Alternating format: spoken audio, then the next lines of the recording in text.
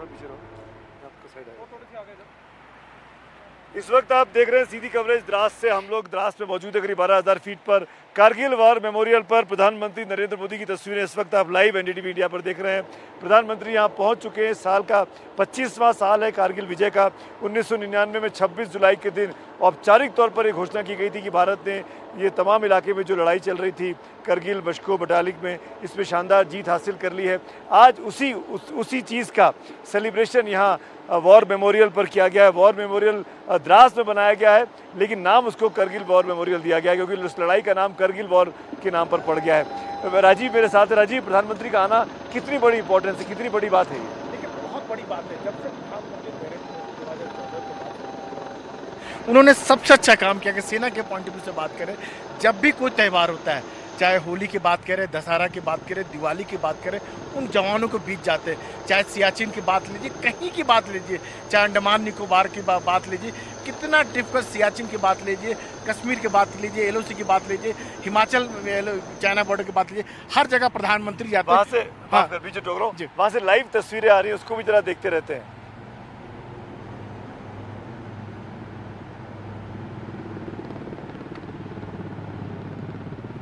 Guard of honour शायद मिल रहा है, जो मैं अंदाजा लगा पा रहा हूँ।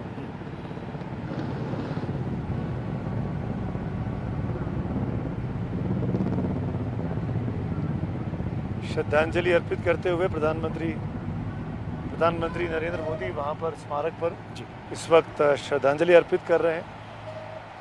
कारगिल वॉर के जितने लोगों ने शहादत दी, जितने हीरोज ने शहादत दी, सुनते हैं।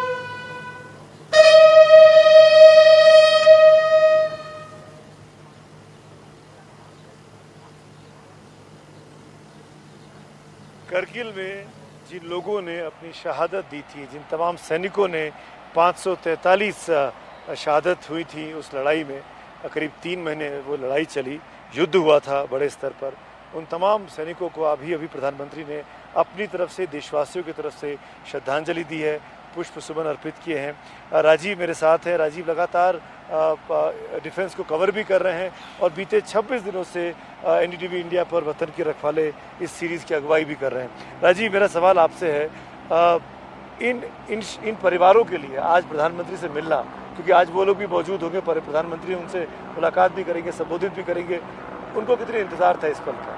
देखिए, बहुत बड़ी बात है। देश का सबसे बड़ा जिसको कर सके प्रधानमंत्री जो है जी, प्रधानमंत्री की रक्षा में ये चॉपर्स उड़ रहे हैं हमारे ऊपर, 3 चॉपर एक साथ हैं। कोशिश कर रहे हैं मेरे सहयोगी जेवियर थॉमस अपने कैमरे में इन चॉपर्स को कैद कर सके। ये सुरक्षा के इंतजाम किए गए हैं। राजीव जी, मैं वही बताने की कोशिश कर रहा था कि प्रधानमंत्री जो है आपका देश का सबसे बड़ा नेता कह सकते हैं, वो उनके बीच में आता है, उन लोगों के बीच में आता है जिन्होंने देश के लिए अपने प्राण हंसते हंसते कुर्बान कर दिए। इन पहाड़ी चोटियों पर जो पाकिस्तानी जो कब्जा कर लिए थे, लाइन ऑफ कंट्रोल पर कुछ ऐसे पहाड़ थे, वहाँ पर जो लड़ते हैं उनके लिए जो है प्रधानमंत्री आ रहे हैं, प्रधानमंत्री उनको नमन कर रहे हैं जो देश के लिए शहीद हो गए थे। एक बहुत बड़ी बात है, सम्मान है उनके लिए। और उन वीर नारी जो आए हुए हैं, जिनके पति नहीं रहे, और जो योद्धा आए हुए जो समय लड़ाई लड़ी थी, उनको लगता है कि जो देश के लिए वो लड़ाई लड़े हैं, जो देश आज उनके साथ खड़ा है, उनका सम्मान कर रहा है, उनको सैल्यूट कर रहा है। तो इससे जो हौसला जो बनता है, जज्बा जो बनता है, हम जो बात कर, जो नए सोल्जर की बात कर रहे हैं, उनको ये लगेगा फ्लाई पास्ट हो रहा है यहाँ पर, फ्लाई पास्ट बिल्कुल फ्लाई पास्ट हो रहा है, एक छोटा सा फ्लाई पास्ट हो रहा है उन सैनिकों को याद में जो अब हमारे बीच नहीं रहे, और जो वीर योद्धा हैं उनको सैल्यूट करते हुए फ्लाई पास्ट हो रहा है। हम लोग जो बात कर रहे थे कि जो नया जो सैनिक है जो नए सैनिक हैं सुमित जी, वो जो सैनिक है उनको लगता है कि उनका हौसला जोश जो और ज़्यादा बढ़ जाता है। प्रधानमंत्री उनके बीच में आ रहे हैं, उनसे बातचीत कर रहे हैं, उनका हाल चाल पूछ रहे हैं, आप कैसे हैं, उनको कोई परेशानी तो नहीं है। तो इससे उनको जो हौसला जो बनता है, मतलब जो 56 इंच की सीना की बात जब प्रधानमंत्री कहते हैं, वो 56 इंच का सीना जो है उन जवानों के बीच में आता है और उससे लगता है, आप देखिए एक एक करके जितने हमारे जो फाइटर्स हैं, लड़ाकू विमान जो है वो फ्लाई कर रहे हैं, फ्लाई पास्ट कर रहे हैं और कहीं ना कहीं एक इसके जरिए पाकिस्तान को एक संदेश देने की कोशिश कर रहे हैं कि जो 25 साल पहले पाकिस्तान ने जो दुस्साहस किया था, अब वो ऐसी गलती ना करे। उस समय अगर लड़ाकू विमानों की बात करें तो भारत के पास बहुत उतने अच्छे लड़ाकू विमान नहीं थे, MiG-21 थे, मिराज थे। अब उसके अगर कंपेयर कीजिएगा तो आपके पास रफाल जैसे फाइटर है, अत्याधुनिक फाइटर है, जिसको एशिया में उसके टक्कर का कोई दूसरा एयरक्राफ्ट नहीं है। एक साथ वो 5 से कहीं ज़्यादा मिशन को अंजाम दे सकता है, यानी अटैक भी कर सकता है, डिफेंस भी कर सकता है।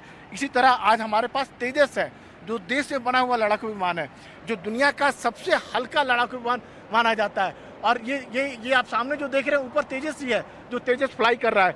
और ये जो इस तरह का लड़ाकू विमान है, इसका वजन की बात कीजिएगा तो अगर वेपन सिस्टम के साथ में नहीं आ पा रहा है, बहुत दूर है कैमरे की नजर से, बिल्कुल उसको नंगी आंखों से देख पा रहे हैं बिल्कुल। लेकिन जो तेजस जो लड़ाकू विमान है, ये दुनिया का अपने कैटेगरी का सबसे हल्का लड़ाकू विमान माना जाता है। हल्का लड़ाकू विमान होने का मतलब ये होता है कि आप मुनीवर कर सकते हैं, जैसे हिसाब से आप चेंज कर सकते हैं। और इसमें 8 से 9 हार्ड पॉइंट बने हुए हैं। हार्ड पॉइंट का मतलब ये होता है कि 8 या 9 तरह के आप हथियार लगा सकते हैं। आप ज़रूरत के मुताबिक इसमें रॉकेट लगा सकते हैं, आप मिसाइल लगा सकते हैं, बम लगा सकते हैं। और आज इस एयरक्राफ्ट का तेजस की बात करें तो भारतीय वायुसेना तो ले ही रही है, खरीद ही रही है।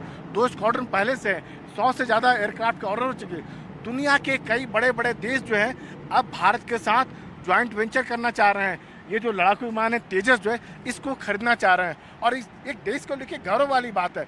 तो हम जो बात कर रहे थे, पाकिस्तान की बात कर रहे थे, तो आज हमारे पास तेजस है, आज हमारे पास रफाल है, सुखोई एयरक्राफ्ट है, जो रूस का बना हुआ एयरक्राफ्ट है। तो ऐसे एयरक्राफ्ट है और फ्लाई पास हो रहा है। बिल्कुल पाकिस्तान नहीं भूलना चाहिए, करगिल की युद्ध की में भारतीय वायुसेना का भी अहम रोल रहा था। उस वक्त के MiG-29, MiG-27, मिराज 2000, इन लोगों ने इन लड़ाकू विमानों से जो बम गिराए गए पाकिस्तान के ठिकानों पर, ऊंची ऊंची चोटियों पर, उसने मुजाहिदीनों के और पाकिस्तानी नॉर्दर्न लाइट इन्फेंट्री का हौसला तोड़ा। और फिर बाकी काम तो आर्टिलरी ने कर दिया, हमारे तोपखाने ने किया, हमारे सैनिकों ने किया और चीज़ों पर कब्जा कर सका।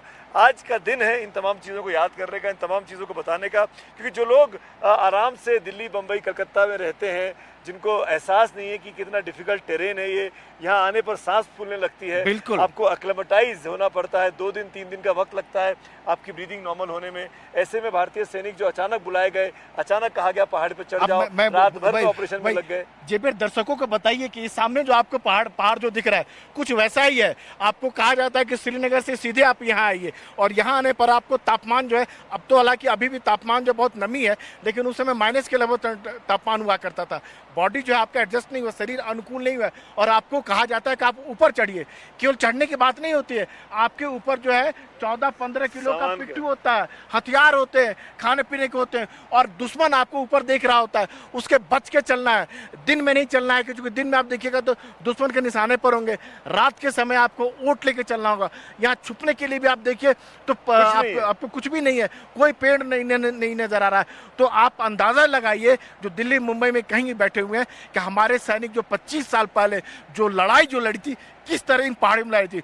दुनिया का कोई भी देश जो है 18,000 फुट पर जो है लड़ाई नहीं लड़ा है, और अगर लड़ाई लड़ा है तो उसे जो जीत जो है नहीं मिली है। केवल भारतीय सेना है जिसको जीत भी मिली है। बिल्कुल, और शायद यही वजह रही कि आज जब प्रधानमंत्री वहाँ पर मौजूद हैं वॉर मेमोरियल में, आप तस्वीरें देख पा रहे हैं सीधे, वो परिजनों से मिले, वो उन फ्लैग्स को भी देख रहे हैं जो वहाँ लगे हुए हैं। हमने देखा तमाम करगिल के हीरोज की स्टैचूज लगाई गई हैं, उनकी वीर गाथाएं वहाँ लिखी गई हैं। जो 4 परमवीर चक्र हैं, 4 परमवीर चक्र और 10 जो महावीर चक्र जिनको मिला हुआ है, उन सबकी प्रतिमा वहाँ पर लगाया गया।